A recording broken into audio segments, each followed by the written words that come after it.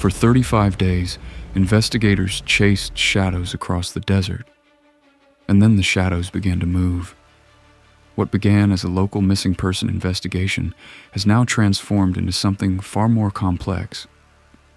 Federal authorities quietly expanded their footprint across southern Arizona in the second week of March, shifting the center of the search away from Nancy Guthrie's quiet street in the Catalina Foothills and into a widening grid of terrain stretching from the Santa Catalina Mountains to the remote valleys north of Tucson.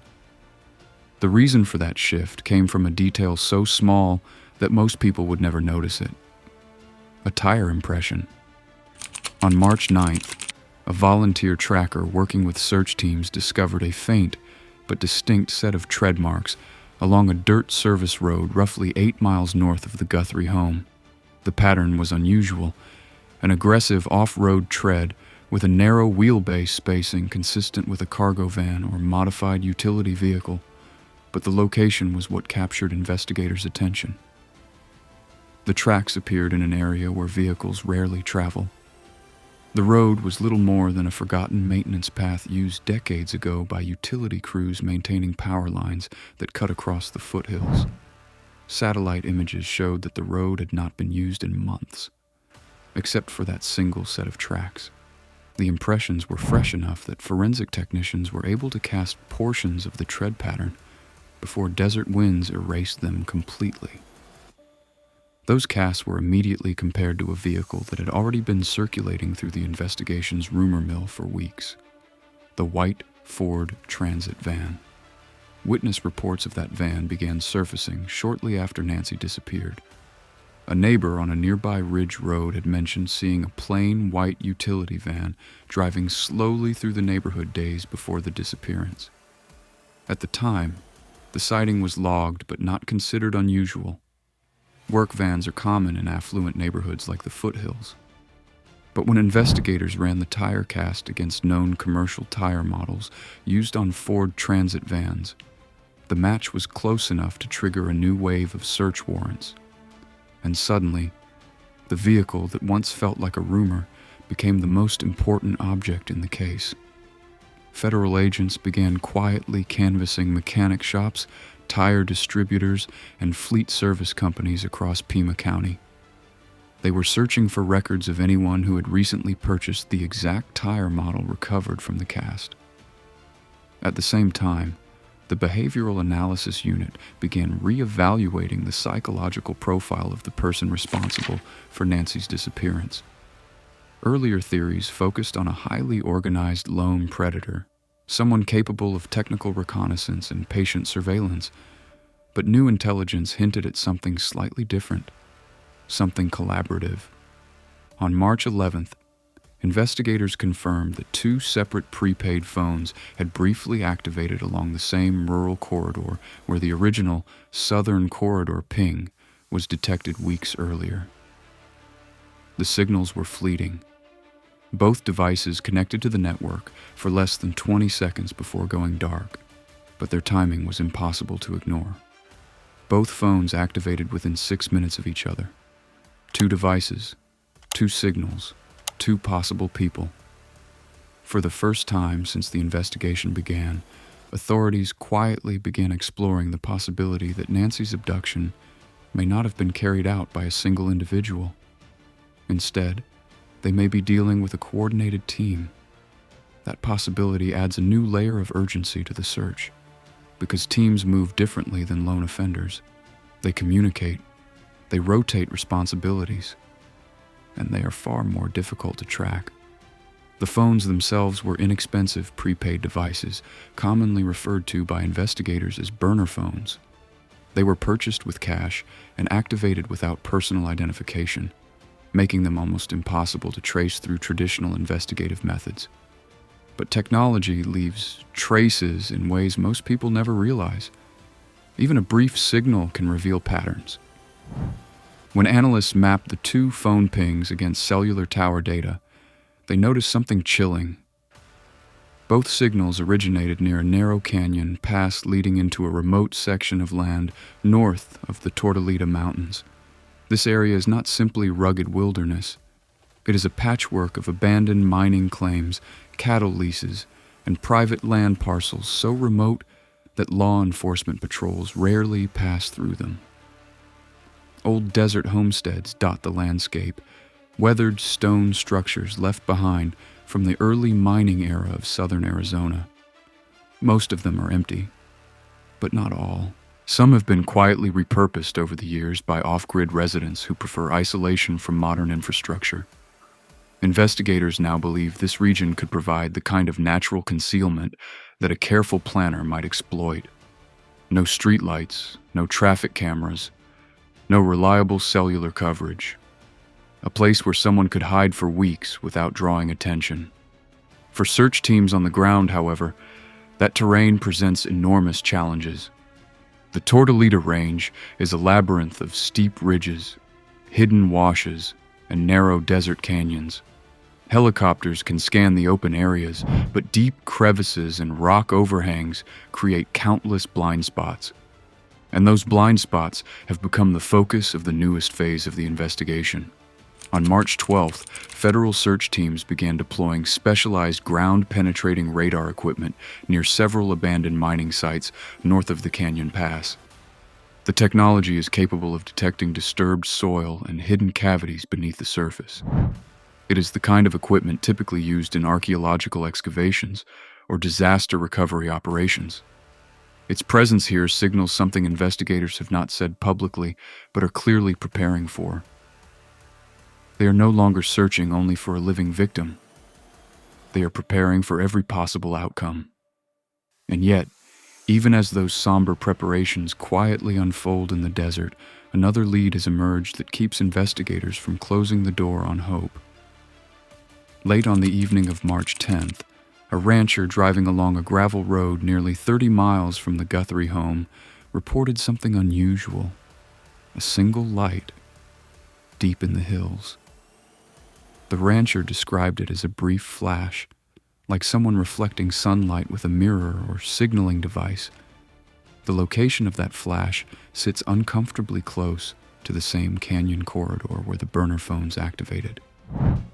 Ground teams are now attempting to reach the area on foot, but reaching the exact location could take hours of climbing across unstable rock and desert brush. And if someone is hiding there, they will almost certainly hear search teams long before they are seen. For Nancy's family, every new development brings equal parts hope and dread, because every new clue means the mystery is still moving, still evolving, still unresolved. And somewhere out in the vast silence of the Arizona desert, the truth is waiting. But investigators are now beginning to believe something even more unsettling. Nancy Guthrie may not have been the original target at all. If Nancy Guthrie was not the original target, then who was? That is the question investigators began asking quietly, behind closed doors during the second week of March. Because as analysts reviewed weeks of neighborhood surveillance footage, something unusual emerged. The person suspected of watching Nancy's home did not appear to be focused solely on her property. Instead, their movements suggested something broader, a pattern. Security footage gathered from homes across the Catalina Foothills revealed a recurring presence during the late hours of the night throughout December and early January. A single vehicle, believed to be a light-colored utility van, was seen slowly driving through multiple residential streets at irregular intervals. The van rarely stopped. It simply moved, block after block, street after street.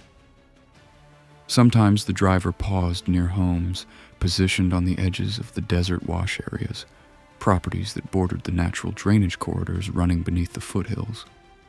The same corridors locals sometimes refer to as the veins of the desert.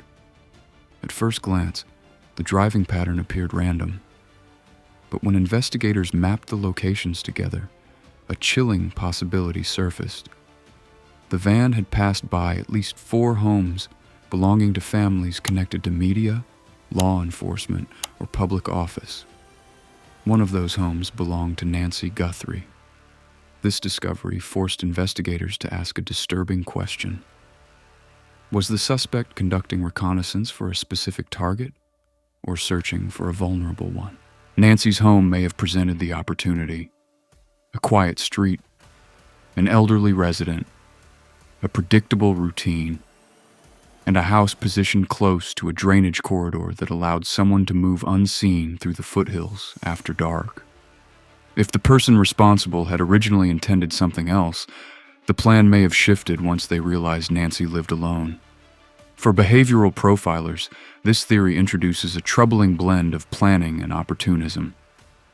It suggests someone who spent weeks, perhaps months, studying the neighborhood, learning the rhythm of the streets, watching which lights turned off at night, which homes left garage doors open, which residents appeared vulnerable. But even the most careful predators make mistakes, and investigators now believe one of those mistakes may have already been recorded. On March 13th, technicians analyzing archived footage from a nearby construction site made a discovery buried inside nearly 3 terabytes of video data. At 2:12 in the morning on January 28th, 3 nights before Nancy disappeared, a camera overlooking a half-finished luxury home captured a vehicle driving slowly down an unfinished access road. The vehicle did not belong to the construction company. It was a white cargo van. But this time, the angle was different. For just 3 seconds, the vehicle turned its headlights toward the camera. And in that moment, the camera captured something investigators had been searching for since the beginning: a partial license plate. Only 4 characters were clearly visible, but those 4 characters were enough to narrow the field dramatically. Investigators immediately began cross-referencing vehicle registration databases across Arizona and neighboring states. Thousands of Ford Transit vans exist across the Southwest, but when you narrow that list by color, model year, and a partial plate match, the pool becomes much smaller. By March 15th, authorities had identified fewer than 40 possible vehicles. Each one is now being examined. Each owner contacted, each alibi scrutinized. For the first time in weeks, investigators may be closing in on a tangible lead. But while detectives chase the van, another group of specialists is examining something far less visible: the human voice, the chilling sentence captured by the neighbor's smart home assistant. The sequence is complete. We are moving to phase 2. Has now undergone extensive forensic audio analysis. Experts from federal laboratories have begun studying the cadence, pronunciation patterns, and background noise embedded in the recording. The goal is not only to identify the speaker's voice, it is to identify their environment, and the results of that analysis may offer the most haunting clue yet. Embedded deep within the audio, almost lost beneath the mechanical hum of the recording device, analysts detected a faint, repetitive metallic sound. At first it seemed meaningless, just a distant clatter. But when audio technicians isolated the frequency and amplified the waveform, the sound became clearer. It was not random, it was rhythmic, a metallic strike, followed by a hollow echo, then another, and another. The sound matched something investigators know well in southern Arizona: old mining ventilation fans. Many abandoned mine shafts throughout the Tortolita and Catalina ranges still contain rusting ventilation systems installed decades ago to circulate air through underground tunnels. Even after the mines were abandoned, some of these fans continued to spin slowly when desert winds passed through the shafts, producing a sound that locals describe as a hollow metallic pulse echoing through the rock. If that interpretation is correct, it means the speaker captured in that recording may have been standing somewhere near one of those abandoned mining structures, which brings investigators back to the same forbidding terrain north of Tucson. A maze of forgotten shafts, sealed tunnels, and collapsed entrances scattered across miles of desert mountains. There are more than 300 documented abandoned mines in Pima County alone. Some are shallow pits, others descend hundreds of feet into the earth. many are unstable, dangerous, and completely hidden from view unless you know exactly where to look. Search teams are now racing to examine these sites one by one. But time is a relentless enemy. Nancy Guthrie has now been missing for more than 5 weeks. Her heart medication has not been recovered, and every passing day stretches the limits of what survival experts consider possible without medical care. Still, her family refuses to surrender hope, because hope is sometimes the only thing left. Savannah Guthrie returned briefly to national television this week, her voice steady but heavy with emotion as she thanked the thousands of volunteers who continue searching across southern Arizona. She ended her message with a quiet plea. Someone out there knows something. Even the smallest detail could matter. And investigators believe she may be right, because as the search pushes deeper into March, one final discovery has surfaced, one that could change the direction of the entire investigation. A discovery hidden not in the desert, but inside Nancy Guthrie's own home. For weeks, investigators searched the desert for answers, but some of the most important evidence in the disappearance of Nancy Guthrie was sitting quietly inside the one place investigators believed they had already examined completely: her home. Crime scenes are rarely static. As technology improves and investigators revisit evidence with fresh eyes, details that once seemed ordinary can suddenly take on new meaning. That is exactly what happened during a secondary forensic review conducted on March 17th. Federal technicians returned to Nancy's house to reanalyze digital evidence from devices that had already been collected in the early days of the investigation. Computers, tablets, wireless routers, and one device investigators initially believed held nothing of value: Nancy's landline telephone. Unlike modern smartphones, traditional landline phones rarely store detailed call histories beyond a limited memory buffer. When investigators first examined the device weeks earlier, they found nothing unusual. But technicians recently recovered the home's router logs, data that recorded every connection made through the household network. Hidden within those logs was a brief connection event that occurred less than 4 minutes before the doorbell camera feed went dark. A phone call. But not one investigators expected. At 2:02 in the morning, Nancy's landline briefly connected to an incoming number that did not appear in any previous call history.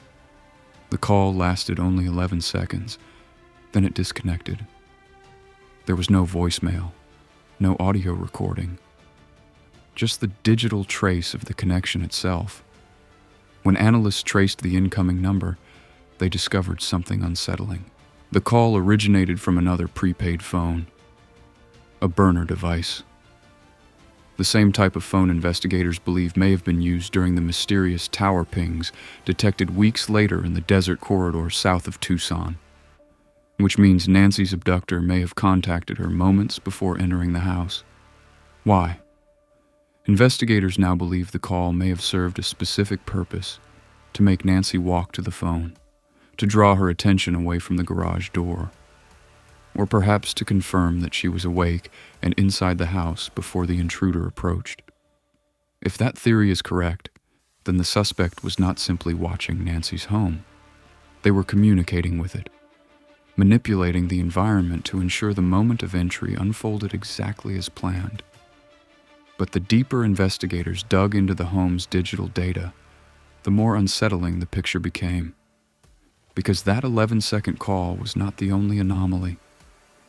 In the days leading up to Nancy's disappearance, the home's Wi-Fi network recorded several unusual connection attempts from an unknown device. The attempts occurred late at night, between midnight and 3 in the morning. Each attempt lasted only seconds, just long enough to test the network. Then the device disappeared again. Cyber forensic specialists believe these were not random signals. They were probes. Someone outside the house may have been attempting to map the wireless network, testing its range, learning its weaknesses. understanding how the home's smart security devices communicated with each other. The same kind of technical reconnaissance that would be necessary to execute a precise electronic blackout like the one investigators observed on the night Nancy vanished. To put it simply, someone may have been rehearsing. And if that is true, it confirms the most chilling conclusion investigators have reached so far. Nancy Guthrie was not taken by someone acting on impulse. She was taken by someone who prepared, carefully, patiently, and methodically. But perhaps the most emotional discovery came not from technology, but from something far more human. While cataloging items inside Nancy's bedroom, investigators uncovered a handwritten notepad sitting beside the reading chair, where her son later described finding her half-finished book. On the top page was a short list, written in Nancy's neat, cursive handwriting: groceries, church schedule, medication refill. And beneath those ordinary notes, a single line written in darker ink, a phone number. Investigators initially assumed the number belonged to a friend or family member, but when they ran the digits through their database, the results stunned them. The number matched the same burner phone that had placed the 11-second call to Nancy's landline, which means Nancy herself may have written it down. The question is when. Did the caller contact Nancy days earlier? Did they pose as someone she trusted? A delivery driver? A utility worker? Someone offering help with her home internet? Investigators now believe the suspect may have established contact with Nancy before the night she disappeared, building familiarity, gaining trust, creating a reason for Nancy to answer the phone if it rang late at night. This possibility has transformed the psychological profile of the suspect. Instead of a silent predator operating entirely from the shadows, investigators may be looking for someone capable of social manipulation, someone patient enough to speak with Nancy, to convince her they belonged in her world, someone who could appear harmless until the moment everything changed. And somewhere out there, that person is still free. As of today, Nancy Guthrie has been missing for more than a month. The yellow ribbons tied along Tucson's streets are still there, fluttering in the desert wind. Volunteers continue hiking the rugged mountains north of the city. Helicopters still scan the desert valleys at sunrise, and every day, Nancy's family waits beside a phone that is not yet rung. Because somewhere between the tunnels beneath the foothills, the silent mines hidden inside the Tortolita Mountains, and the digital shadows of burner phones and broken signals, the truth still exists. Someone knows where Nancy Guthrie is. Someone saw the white van. Someone remembers the man who asked about Wi-Fi signals in the neighborhood weeks before she vanished. And sometimes, the smallest memory is the one that breaks a case open. If you live anywhere in southern Arizona, check your security footage from the weeks before Nancy disappeared. Look for a white Ford Transit van. Look for a man wearing a utility vest. Look for anything that feels even slightly out of place. Then contact the Pima County Sheriff's Department. Because every clue matters, every second matters, and every share of this story keeps Nancy's name alive in the one place her captor cannot control, the public eye. Nancy Guthrie expected to wake up and finish the chapter she left behind on her reading chair. Let's make sure the story of what happened to her is finished too. Bring Nancy home.